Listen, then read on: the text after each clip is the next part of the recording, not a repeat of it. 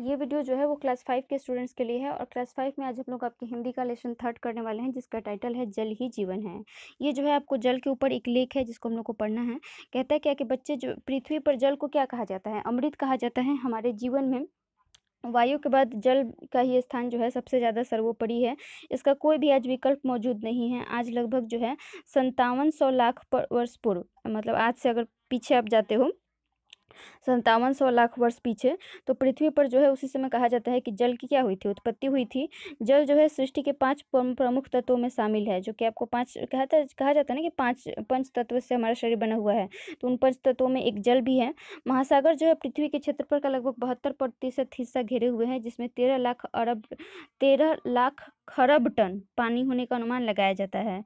लेकिन सारा पानी जो है वो यूज़ के लायक नहीं है। आकार और गहराई के क्रमानुसार धरती पर जो है 4 महासागर हैं, बताए ही थे आप लोग को इस हिस्ट्री में। नदियाँ, वर्षा और बर्फ पिघलने के कारण जो है आपको विभिन्न दरारों में से कई जगहों से जो है आपको पानी निकलता है और पानी जो है ज़मीन के अंदर भी जाता है, ज़मीन से सिपकर जो भूमिगत जल का रूप ले लेता है और उनका प्रयोग जो है हम लोग कैसे करते हैं, कल वगैरह से जो पानी चलाते हैं वो भूमि के अंदर से ही आता है। अब आपको पता है कि जल को जीवन कहा जाता है। गर्मी के दिनों में जो है आप कहीं से भी आते हो खेलकर या दौड़कर भागकर, तो आपको प्यास लग जाता है, पानी पीते हैं।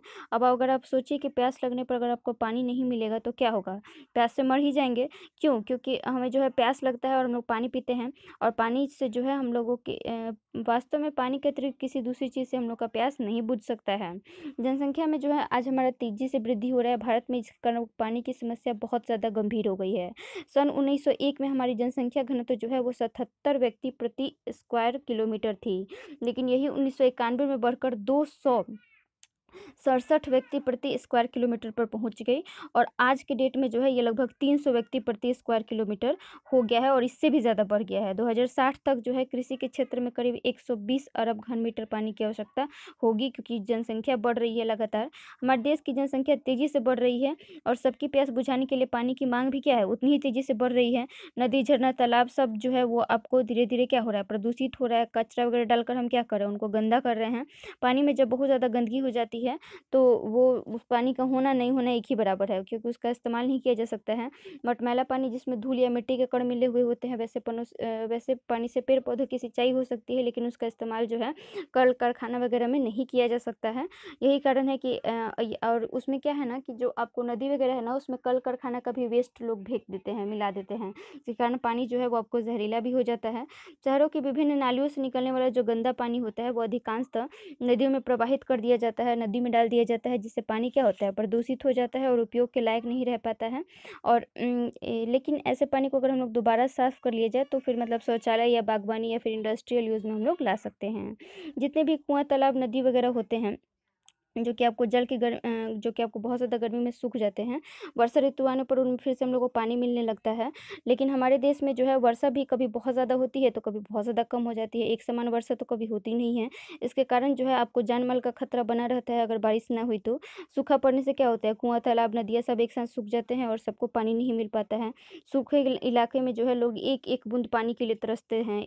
मतलब कितना-कितना दूर जाकर जो है कहाँ-कहाँ से पानी भर के वे ले आते हैं। नहाने-धोने का तो मतलब दूर का बात है, खाना खाने के लिए, पीने के लिए भी जो है उनको पर्याप्त मात्रा में पानी नहीं मिल पाता है। बड़े शहरों में जो है जहाँ पर्याप्त मात्रा में पानी उपलब्ध है, वहाँ भी लोग जो है पानी को ऐसे ही नष्ट करते हैं। रेगिस्तान में साल-साल भर तक पानी नहीं जब बरसता है, बारिश नहीं होती है, तो लोग बूँद-बूँद इकट्ठा करके वहाँ पे अपना काम चलाते हैं।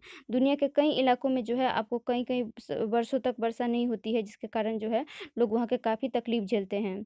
कोयला पे आधारित जो बिजली घर वगैरह है, उनको भी जो है पानी की ज़रूरत होती है। प्रति 5.75 मेगावाट बिजली उत्पन्न करने के लिए जो है आपको 0.01 क्यूसेक पानी की आवश्यकता होती है। और ये जो है आपको धरती का रूप परिवर्तित करने वाले और सदा मनुष्य के हित में अर्पित रहने वाले जीवन उपयोगी जल की महिमा और आवश्यकताओं का ध्यान में रखते हुए बहुत ज़्यादा ज़रूरी है कि वर्षा के जल का हम क्या करें, संरक्षण करें, क्योंकि आप देख ही रहे हो कि कितना ज़्यादा इम्पोर्टेंट है। भंडारण की इनकी उचित व्यवस्था की जानी चाहिए ताकि एक भी पानी का जो बूंद है वो व्यर्थ न जाए। जो हम लोग क्या करें, वनों की अंधाधुंध कटाई कर रहे हैं, इस पर रोक लगना चाहिए और बहुत ज़्यादा मात्रा में जो है हम लोग को पेड़ वगैरह लगाना चाहिए, ताकि क्या हो, जो सीजन का साइकिल है वो प्रॉपर तरीके से चलता रहे, नहीं तो क्या होगा कि समय से पहले जो है आपको पानी भी क्या हो जाएगा, बाज़ार में बिकने वाला वस्तु बनकर रह जाएगा, जो खरीद सकेगा वो पिएगा, जो नहीं खरीद सकेगा वो ऐसे ही मर जाएगा। अब आप समझ सकते हो कि जल जो है वो कितना ज़्यादा कीमती है। कभी-कभी तो मूल्य देने पर भी जल नहीं मिलता है और ऐसे बहुमूल्य जल को हम क्या करें, ऐसे ही नष्ट किए जा रहे हैं। इसे बचाने के लिए हमें प्रयास करना चाहिए। जब भी आपको प्यास लगी हो तो गिलास में आप उतना ही पानी भरिए जितना आपको पीना है। ब्रश करते हैं तो बहुत बच्चे होते हैं जो नल खोल देंगे और ऐसे ही ब्रश करते रहेंगे, पानी उसमें से गिरते जा रहा है। जब कुल्ला आपको करना हो तभी आप नल खोलिए, इससे पानी का क्या होता है, बचत होता है। नहाते समय भी आप बाल्टी से भरकर पानी नहाइए, क्योंकि क्या होता है कि बहुत लोग जो है ना नल के नीचे सीधे बैठकर नहाते हैं, उससे पानी बहुत ज़्यादा वेस्ट होता है। आंगन या कमरा वगैरह भी धोना है तो बाल्टी में पानी डालकर आप क्या कीजिए, उसको धोइए। बहुत लोग पाइप से धोने लगते हैं, उससे पानी बहुत ज़्यादा वेस्ट होता है। फल सब्जी धोने के बाद जो पानी बचता है उसको आप क्या करिए, नाली में बहाने के बजाय पेड़ पौधों में डाल दीजिए, तो उससे भी जो है आपका पानी का बचत हो सकता है। इस प्रकार जो है हम क्या कर सकते हैं, सावधानी अगर थोड़ा-सा बरतें तो बहुत ज़्यादा जल हम लोग बचा सकते हैं। तो ये आप सभी को अपने जीवन में उतारना चाहिए। अब आप लोग इसका एक्सरसाइज कर लीजिए। पृथ्वी पर जल को क्या कहा जाता है, अमृत। अमृत के आगे टिक मार लीजिए। 5.75 इसमें जो है आप 0.01 के आगे टिक मार लीजिए, सबसे फर्स्ट वाला के आगे। जल क्या चीज़ के काम आता है, तो सभी के काम आता है, सभी में टिक मार लीजिए। इसके अलावा खाली स्थान भरना है। हमारे जीवन में वायु के बाद क्या चीज़ की महिमा सर्वोपरि है, जल। जल भर लीजिए। निस्संदेह पृथ्वी के समस्त जीवों की पहली ज़रूरत जल ही है। आज के लगभग 5700 लाख वर्ष पूर्व धरती पर, धरती लिख लीजिएगा, जल सृष्टि के 5 भर लीजिएगा चौथे वाले में। अब जो है हम लोग थोड़ा हिंदी ग्रामर देख लेते हैं। हिंदी ग्रामर में जो है आपको हिंदी वर्णमाला पढ़ना है। देखिए, वर्ण के बारे में हम आप लोग को पहले बताए हैं कि वर्ण क्या होता है। भाषा की सबसे छोटी ध्वनि जिसके हम लोग खंड या टुकड़े नहीं कर सकते, उसी को हम लोग वर्ण कहते हैं। वर्ण की अगर हम बात और इन्हीं वर्णों के समूह को जो है हम वर्णमाला कहते हैं, ठीक है। अब जितने भी वर्ण हैं उनको हम लोग डिफरेंट कैटेगरीज में डिवाइड करते हैं, जिसमें से 2 प्रमुख हैं, स्वर और व्यंजन।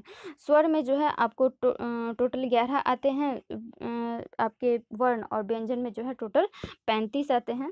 स्वर जो है उनके 2 प्रकार होते हैं, हर्ष स्वर और दीर्घ स्वर। हर्ष स्वर ऐसे स्वर होते हैं जिनके उच्चारण में कम समय लगता है, जैसे कि अ, छोटी ई, छोटा ऊ, री वगैरह। और दीर्घ स्वर ऐसे स्वर होते हैं जिनके उच्चारण में जो है आपको ज़्यादा समय लगता है, जैसे बड़ा ई, बड़ा ऊ वगैरह। ये पेज जो है थोड़ा-सा ब्लर आ गया, इसको हम फिर से यहाँ पर डाल दिए हैं, यहाँ पर आप ध्यान से देख सकते हो।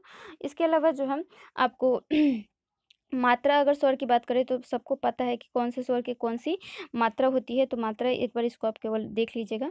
इसके हम लोग आगे बढ़ते हैं, व्यंजन है, ठीक है। व्यंजन ऐसे शब्द होते हैं जिनका उच्चारण जो है स्वतंत्र रूप से नहीं हो पाता है, इनके उच्चारण के लिए जो है हम लोगों को स्वर की आवश्यकता पड़ती है। व्यंजन को भी जो है आपको डिफरेंट कैटेगरीज़ में डिवाइड किया गया है, जैसे कि पहला कैटेगरी है आपको स्पर्श व्यंजन का, जिसमें आपको क वर्ग, च वर्ग, ट वर्ग, अंतःस्थ, त वर्ग और प वर्ग वगैरह आते हैं। क वर्ग में क्या है, क से लेकर अंग तक, च वर्ग में च से लेकर ञ तक, ट वर्ग में ट से लेकर अ तक, त वर्ग में त से लेकर न तक, और प वर्ग में प से लेकर म तक के वर्ण आते हैं। वहीं अंतःस्थ व्यंजन की बात करें तो इसमें य, र, ल, व 4 वर्ण आते हैं। और ऊष्म व्यंजन की बात करें तो इसमें तलाबे श, मूर्धन्य ष, दंत श और ह, ये 4 व्यंजन आते हैं। अब आता है क्या कि परस्पर मेल के आधार पर व्यंजनों में जो है एक भेद है। आपके 2 तरीके के व्यंजन पाए जाते हैं, संयुक्त व्यंजन और द्वित्व व्यंजन। ये संयुक्त व्यंजन जो होते हैं वो 2 वर्णों के मेल से बनते हैं, जैसे कि श हलंत और र के मिलने से क्या बन गया, श्र बन गया। क हलंत और मूर्धन्य स के मिलने से जो है छ बन जाता है। त हलंत और र के मिलने से त्र बन जाता है। वहीं द्वित्व व्यंजन में क्या होता है कि आपको एक ही 2 वर्ण होंगे, ठीक है। एक में हलंत होगा और एक में हलंत नहीं होगा। जैसे कि ज हलंत और टोटल ज मिलकर, पूरा ज मिलकर क्या बन जाएगा, डबल वो आधा ज और एक सटाकर जो आप पूरा ज लिखते हो ना, तो वो हो जाता है। तो ये होता है आपको द्वित्व व्यंजन। इसके अलावा जो है उच्चारण के बेसिस पर जो है उनको 2 कैटेगरीज में डिवाइड किया गया है, अल्प प्राण और महाप्राण। अल्प प्राण ऐसे व्यंजन होते हैं जिनको बोलने में जो है ना आपके मुंह से कम वायु निकलता है, जैसे ग, क बोल रहे हो तो कम वायु निकल रहा है। वहीं महाप्राण जब आप व्यंजन वे होते हैं जिनको बोलने में आपके मुंह से ज़्यादा आपको हवा निकलती है, जैसे फ, झ, तो ज़्यादा हवा निकल रही है तो वो महाप्राण होते हैं, ठीक है।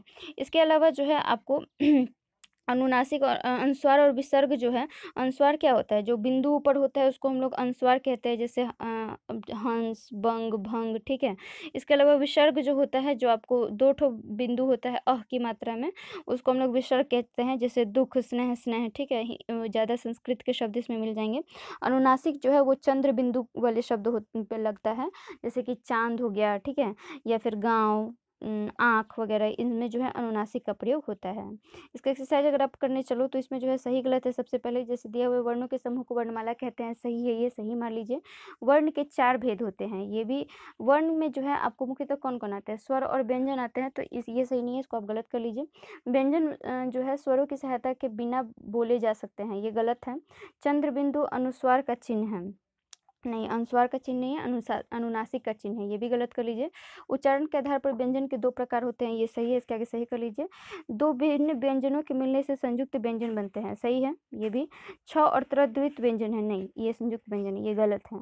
विसर्ग का प्रयोग करते हुए आपको 3 शब्द लिखना है। विसर्ग याद है ना? विसर्ग क्या होता है? जिसमें 2 ठो बिंदु साइड में लगा हुआ रहता है उसको, तो इसमें क्या हो जाएगा आपको? आप लिख सकते हो दुःख, स्नेह, स्नेह या रामः लिख सकते हो। अनुनासिक का प्रयोग करते हुए 3 शब्द लिखना है, इसमें आप क्या लिख सकते हो? चाँद लिख सकते हो, गाँव लिख सकते हो, आँख लिख सकते हो। इसके अलावा जो है ये जो आपको द्वित व्यंजन दिए हुए इसे आपको 3-3 शब्द लिखना है, जैसे कि 2 ठो जो यहाँ पर दिए हुए तो इसे आप क्या लिख सकते हो? सज्जन, ठीक है? हम आपको सिर्फ हिंट कर रहे हैं, आप लोगों को खुद से लिखना है। यहाँ पे च दिया हुआ है तो क्या लिख सकते हो? इसे बच्चा लिख सकते हो। यहाँ पे 2 ठो ठ दिया हुआ है, लट्ठा लिख सकते हो। 2 ठो ब दिया हुआ है तो इसे आप क्या लिख सकते हो? अब्बा लिख सकते हो। 2 ठो क दिया हुआ है तो मक्का लिख सकते हो। ऐसे ही जो आपको सोच-सोच कर 3-3 ठो शब्द इन सब से लिखना है। और अगर आपको परेशानी हो तो आप यहाँ से रेफ़रेंस भी ले सकते हो, यहाँ पर जो आपको एग्ज़ाम्पल में दिया हुआ है। चलिए, तो आप क्या इस एक्सरसाइज़ को टोटल कीजिएगा और हिंदी का भी टोटल एक्सरसाइज़ कीजिएगा और इस चैप्टर को बार-बार रीडिंग डालिए यहाँ। रहने देते हैं आज के लिए इतना ही। Thank you very much.